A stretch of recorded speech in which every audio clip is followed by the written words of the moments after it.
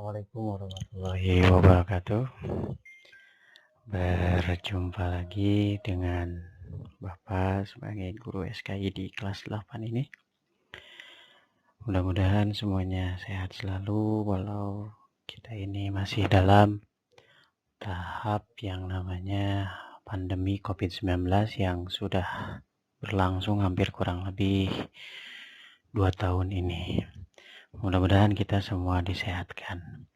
Baik anak-anak, kita langsung ke materi bab 1 di kelas 8.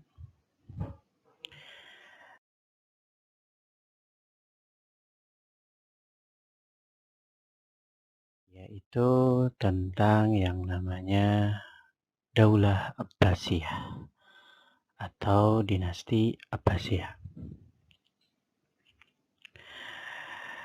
Kompetensi dasar yang harus dikuasai adalah yang pertama menganalisis sejarah berdirinya Daulah Abbasiyah.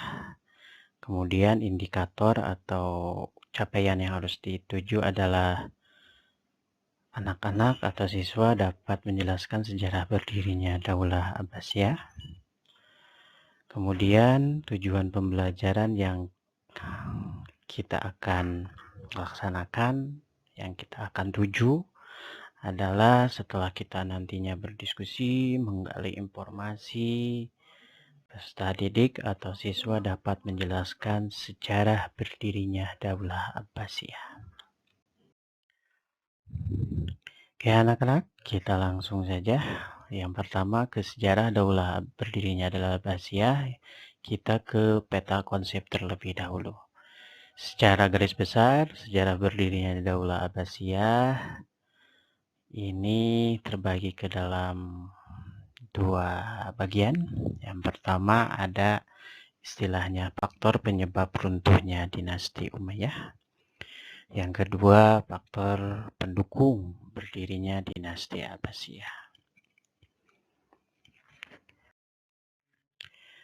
Sekarang kita masuk ke faktor penyebab runtuhnya dinasti Umayyah. Yang pertama adalah figur khalifah yang lemah. Yang kedua, konflik internal di kalangan Bani Umayyah. Yang ketiga, hak istimewa bangsa Arab Suriah. Yang keempat, persaingan antar suku Arab Utara dan Arab Selatan. Lebih jelasnya, Bapak jelaskan secara singkatnya. Yang pertama, figur khalifah yang lemah. Yang dimaksud figur khalifah yang lemah di sini adalah sosok pemimpin khalifah atau yang memimpin ketika zaman dinasti Umayyah ini bukan lemah dalam artian fisik, tetapi lemah dalam moral dan etika, yang mana banyak dari khalifah dinasti Umayyah yang sudah meninggalkan kehidupan islaminya beralih kepada kehidupan yang lebih glamor, yang lebih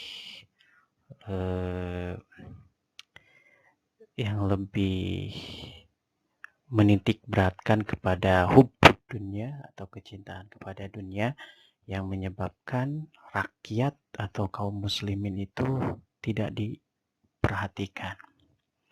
Ini sebenarnya figur khalifah yang lemah ini menjadi satu titik awal penyebab yang namanya runtuhnya dinasti Umayyah. Yang kedua, yaitu konflik internal di kalangan Bani Umayyah, maksudnya adalah perebutan kekuasaan.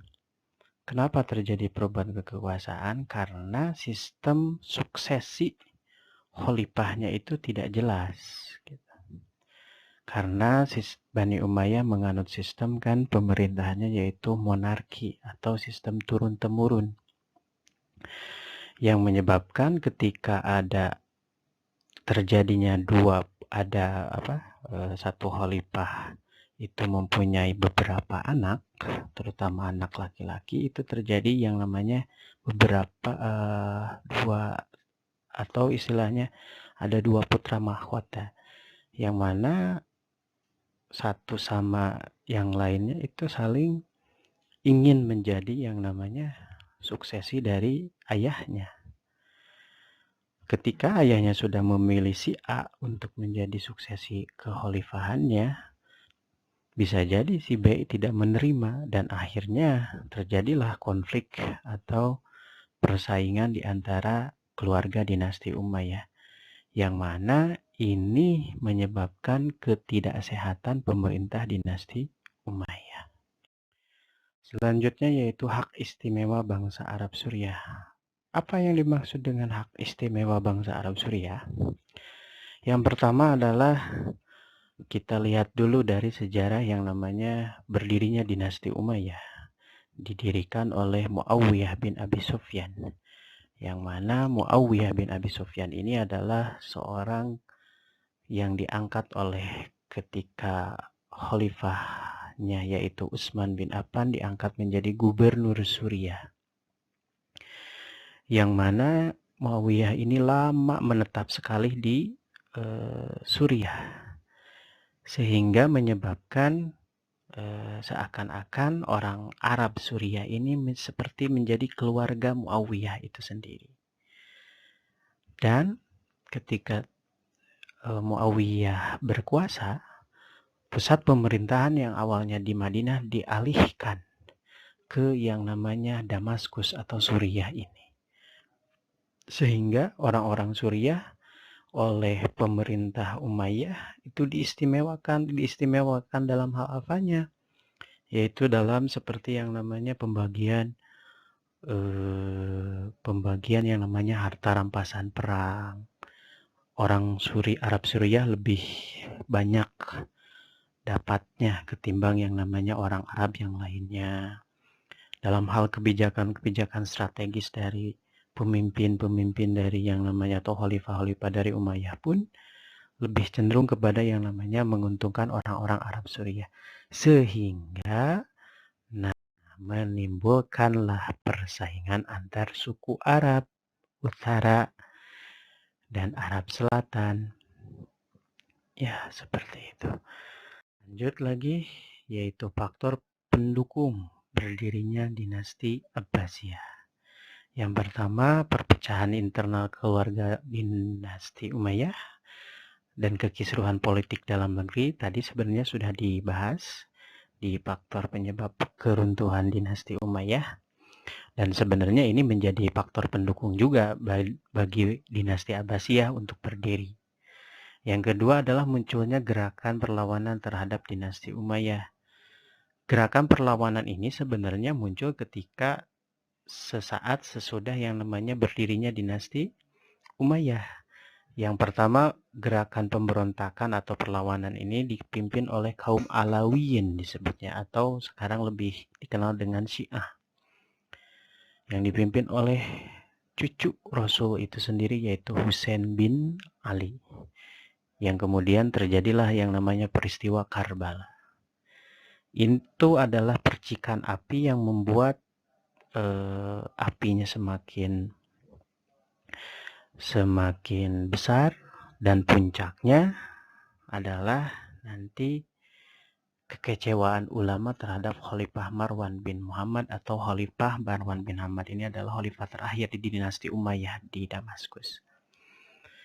Setelah terjadinya kekecewaan para ulama terhadap dinasti Umayyah, akhirnya terjadilah yang namanya perang Jabhulu. Hulu itu sebenarnya bahasa Indonesia, yaitu hulu itu dalam artian tepi sungai gitu. Jab itu perang, Al-Jab itu perang terbuka, yaitu antara dinasti Umayyah yang dipimpin waktu itu oleh Khalifah Marwan bin Muhammad dan dinasti Abbasiyah yang langsung dipimpin oleh Abu Abbas As-Saffah. Dari perang Jabhulu ini Umayyah mengalami kekalahan yang sangat fatal, sehingga menyebabkan yang namanya pasukannya dipukul mundur oleh dinasti Abbasiyah, oleh Abbas As-Saffah. Kemudian Marwan bin Muhammad kabur, melarikan diri ke Yordania, terus lagi ke Pakistan, dan akhirnya ditemukanlah Marwan bin Muhammad ini tetap diburu oleh Abbasiyah ditemukanlah di Mesir dan kemudian dihukum mati. Dan berlahirlah era dinasti Umayyah dan mulailah era dinasti Abbasiyah. Nah, lebih jauhnya lagi anak-anak terkait dengan materi sejarah berdirinya dinasti Abbasiyah, kita atau kalian bisa yang namanya mencari informasi, menggali informasi, menyatakan pertanyaan yang faktual, pokoknya sebanyak-banyaknya menggali informasi yang kemudian nanti kita akan buat yang namanya sebuah forum diskusi dan insya Allah nanti petunjuk teknisnya akan disampaikan kemudian kepada anak-anakku sekalian. Terima kasih atas perhatiannya. Wassalamualaikum warahmatullahi wabarakatuh.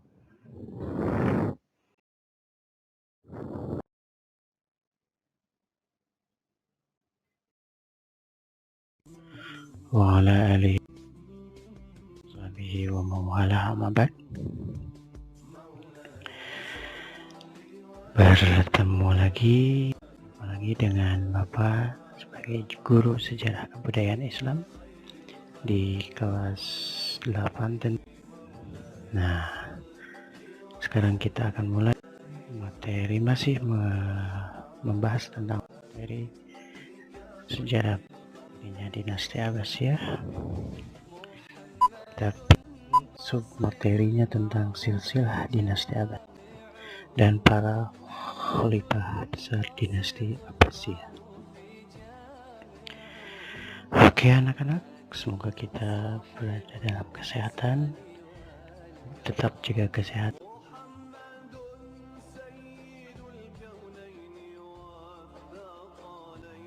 Besar dinasti Abbasiyah. Lanjut saja.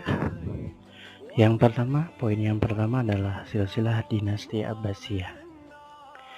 Nah, silsilah dinasti Abbasiyah ini berhubungan juga dengan yang namanya penamaan daulah atau dinasti ini dengan nama Abbasiyah. Kenapa seperti itu atau kenapa dinamai dengan Abbasiyah? Karena ini pendiri dari yang namanya dinasti Abbasiyah, yaitu tokoh utamanya yaitu Abdullah atau Abu Abbas As-Saffah. Ini merupakan keturunan dari yang namanya Abbas bin Abdul Muthalib, yang mana Abbas ini adalah saudara laki-laki yang namanya ayah dari Nabi Muhammad SAW, yaitu Sayyidina Abdullah bin Abdul Muthalib.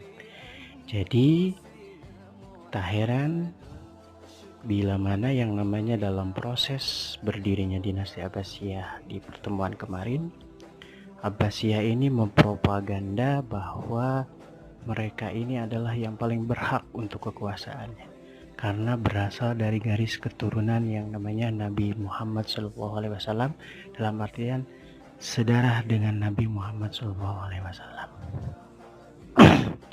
Yaitu titik temunya adalah di sini, yaitu di Abdul Muthalib bin Hashim, ya. Nah, kita lihat lagi sebelum ini, yaitu ini Abdullah Abu Abbas As-Saffah.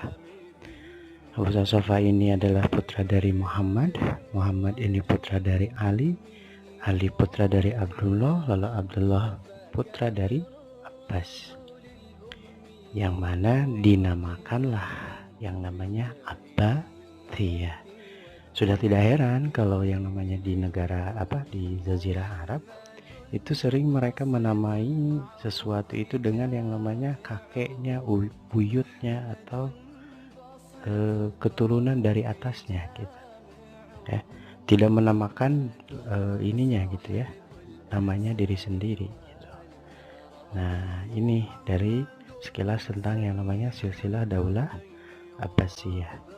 Dan intinya adalah Abbasiyah ini kenapa dinamai dengan Bani Abbasiyah? Karena kakeknya bernama Abbas bin Abdul Muthalib, yang mana ini saudara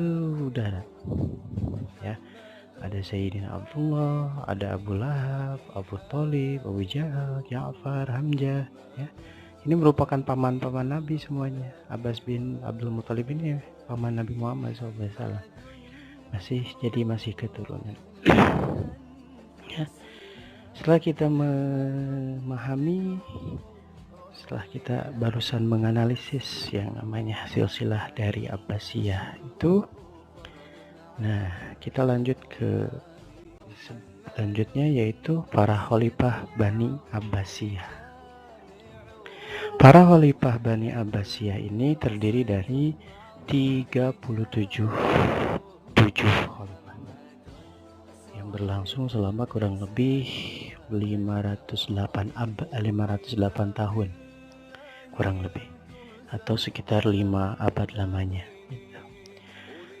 Yang pertama tentunya pendiri dari dinasti Abbasiyah, yaitu Abu Abbas Abdullah bin Muhammad As-Sofa, atau lebih dikenal dengan Abu Abbas As-Sofa, dilanjutkan oleh saudaranya Abu Ja'far Al-Mansur, terus sampai yang namanya nomor 10 yaitu Ja'far Al-Mutawakkil, terus sampai yang namanya nomor 20 Abu Abbas Al-Fadl, kemudian nomor 3 Abu Abbas Abu Ja'far Ar-Rashid, dan terakhir yaitu khalifah ke-37-nya yaitu Abdullah Al-Mu'tasim. Dari ke-37 khalifah Bani Abbasiyah ini, para ahli sejarah merangkum atau merinci kembali dari ke-37 khalifah ini menjadi para khalifah besar dinasti Abbasiyah atau Bani Abbasiyah. Maksud para khalifah besar ini adalah para khalifah yang andilnya, yang dalam pemerintahannya itu dinilai sebagai pemerintahan yang paling sukses di antara ke-70 khalifah tersebut. Ya, yang mana memajukan dari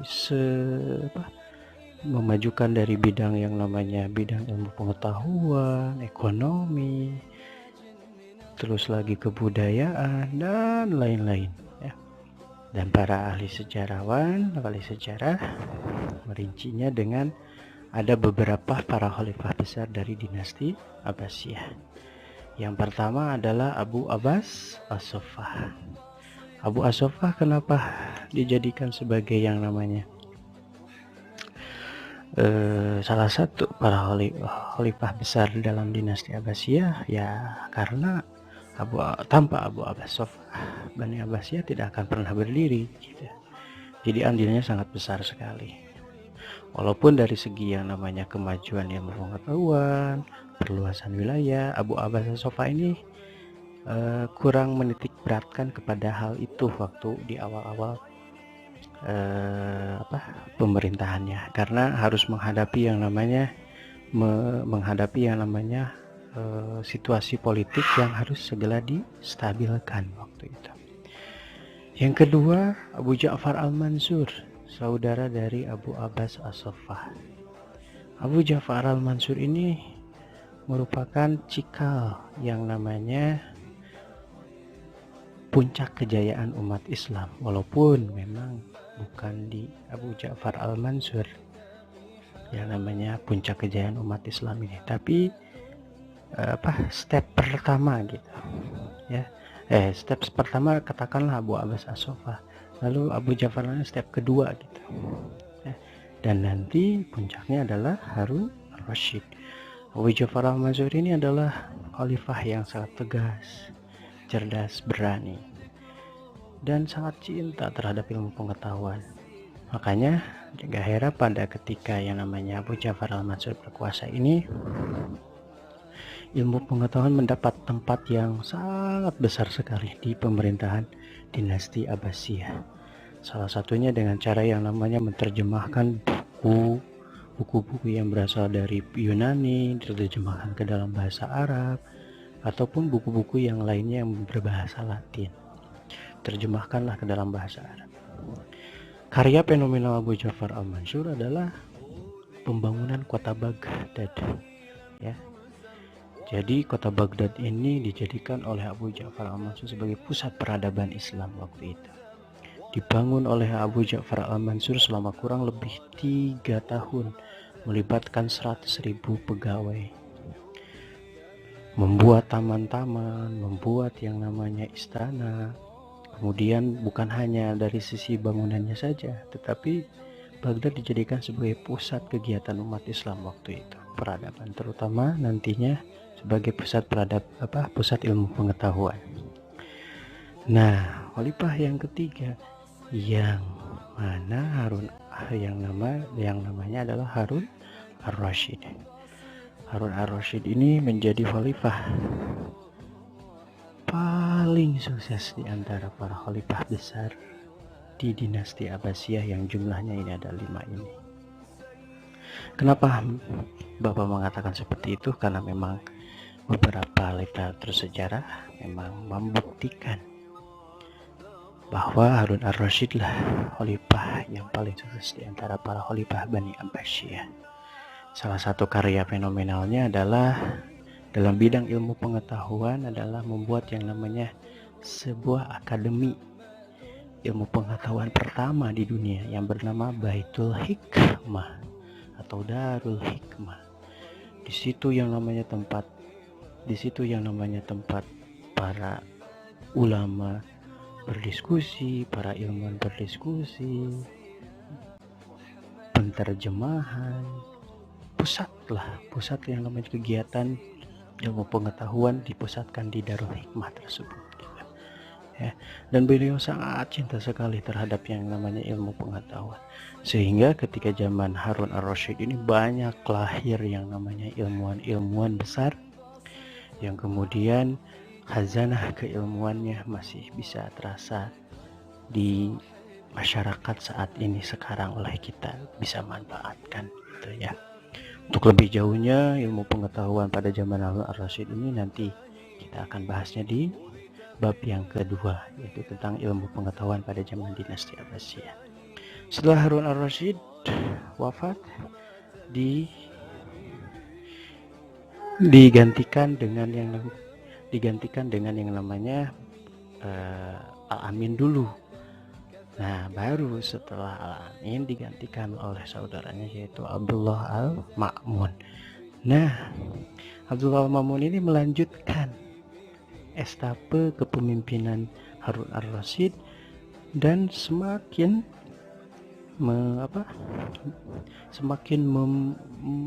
mengembangkan yang namanya ilmu pengetahuan, ya. Dalam artian seluruh masyarakat waktu itu di Baghdad mempunyai akses yang sangat mudah untuk yang namanya mendapat ilmu pengetahuan ini, dan memfungsikan Baitul Hikmah ini lebih dikembangkan kembali sebagai pusat pengembangan ilmu pengetahuan. Cuman memang sayang Abdullah al-Ma'mun di akhir hayatnya ini, beliau ini lebih cenderung yang namanya teologinya atau akidahnya ke yang namanya aliran Mu'tazilah, sehingga beliau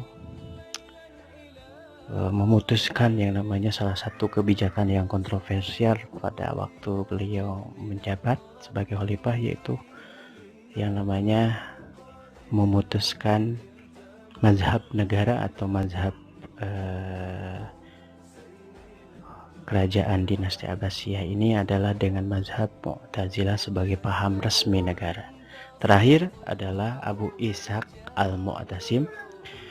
Abu Ishaq al-Mu'tasim ini adalah pelanjut dari Abdullah al-Ma'mun, sama melanjutkan estafet kepemimpinannya Abdullah al-Ma'mun, dan terbilang sangat sukses juga, gitu ya, Abu Ishaq al-Mu'tasim ini, ya, melanjutkan yang namanya periode Abdullah al-Ma'mun. Bapak rasa cukup sekian penjelasan dari Bapak. Di lain waktu kita akan bertemu kembali. Wassalamualaikum warahmatullahi wabarakatuh. Ya, assalamualaikum warahmatullahi wabarakatuh. Berjumpa lagi dengan Bapak sebagai guru sejarah kebudayaan Islam. Nah, untuk kali ini melanjutkan pertemuan sebelumnya, masih dalam materi sejarah berdirinya dinasti Abbasiyah, yang mana sekarang kita akan masuk ke materi yang namanya Khalifah Abu Ja'far al-Mansur dan kebijakan-kebijakannya. Dari biografi Abu Ja'far al-Mansur, nama lengkap beliau adalah Abu Ja'far Abdullah bin Muhammad al-Mansur, yang mana sebenarnya Abu Ja'far al-Mansur ini adalah saudara laki-laki dari pendiri utama dinasti Abbasiyah, yaitu Abu Abbas as-Saffah.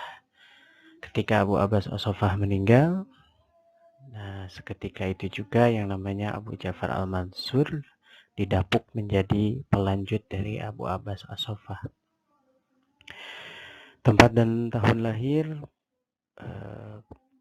tempatnya Abu Ja'far al-Mansur dilahirkan di kota Humaimah tahun 1101 Hijrah. Dari segi karakter, beliau terkenal sebagai seorang yang kuat, tegas, berani, cerdas, dan mempunyai otak yang cemerlang. Tidak heran dalam yang namanya pemerintahannya banyak kemajuan yang dicapai oleh Khalifah Abu Ja'far al-Mansur, yang kalau diibaratkan secara umumnya adalah ketika pemerintahan Abu Ja'far al-Mansur ini, kas negara itu atau kas kerajaan kerajaan dinasti Abbasiyah ini selalu surplus. Tidak pernah yang namanya defisit gitu. Ini yang menyebabkan pemerintahan dinasti Abbasiyah bisa membangun infrastruktur, bisa yang namanya fokus terhadap ilmu pengetahuan, walaupun secara invasi wilayah tidak serta-merta yang namanya terlalu banyak menginvasi wilayah atau perluasan wilayah. Jadi fokus Abu Ja'far al-Mansur ini selain membenahi pemerintahan juga yang namanya fokus terhadap ilmu pengetahuan. Makanya kita akan bahas yang namanya, sekarang kita akan bahas kebijakan-kebijakan dari Khalifah Abu Ja'far al-Mansur. Dari segi pemerintahan, Abu Ja'far al-Mansur yang pertama adalah mengangkat wazir, yang mana wazir ini menjadi salah satu jabatan yang sangat krusial di dalam sebuah pemerintahan dinasti Abbasiyah ini. Yang mana kalau kita ibaratkan dengan pemerintahan sekarang, wazir ini ibaratnya adalah Perdana Menteri, atau lebih jauh disebutnya koordinator lah, koordinator dari kementerian atau lembaga-lembaga pemerintahan yang lainnya. Yang keduanya adalah reformasi lembaga protokol negara, sekretaris negara, kepolisian, tentara, lembaga kehakiman, dan pos. Bukan berarti semua lembaga ini belum ada, tetapi lebih ditingkatkan lagi kinerjanya, diperbaharui lagi supaya lebih efektif dan efisien dalam menjalankan roda pemerintahan dinasti Abbasiyah. Yang keduanya adalah perluasan wilayah, yang mana perluasan wilayah ini sebenarnya hanya menaklukkan kembali daerah-daerah yang melepaskan diri, terus lagi menertibkan daerah-daerah yang berbatasan dengan dinasti Abbasiyah. Ada satu sebenarnya perluasan wilayah yang sangat krusial dalam Khalifah Abu Ja'far al-Mansur, yaitu penaklukan Afrika Utara, tepatnya kota Khairawan. Tetapi kota Khairawan ini tidak serta-merta langsung dikuasai secara penuh oleh dinasti Abbasiyah. Jadi tidak langsung direbut oleh Khalifah Abu Ja'far al-Mansur, tetapi direbut kembali, lalu lepas lagi, lalu direbut kembali, seperti itu. Lalu dalam hubungan diplomatik, Abu Ja'far al-Mansur membuat perjanjian damai dengan Kaisar Konstantin V dan mengadakan gencatan senjata antara tahun 758 sampai 765 Masehi. Dari segi hubungan diplomatik ini, kebijakan Abu Ja'far al-Mansur terkenal kebijakannya itu luas gitu.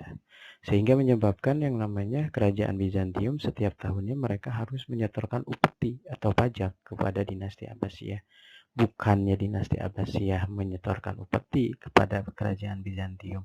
Yang mana Bizantium waktu itu ya salah satu kerajaan besar di dunia.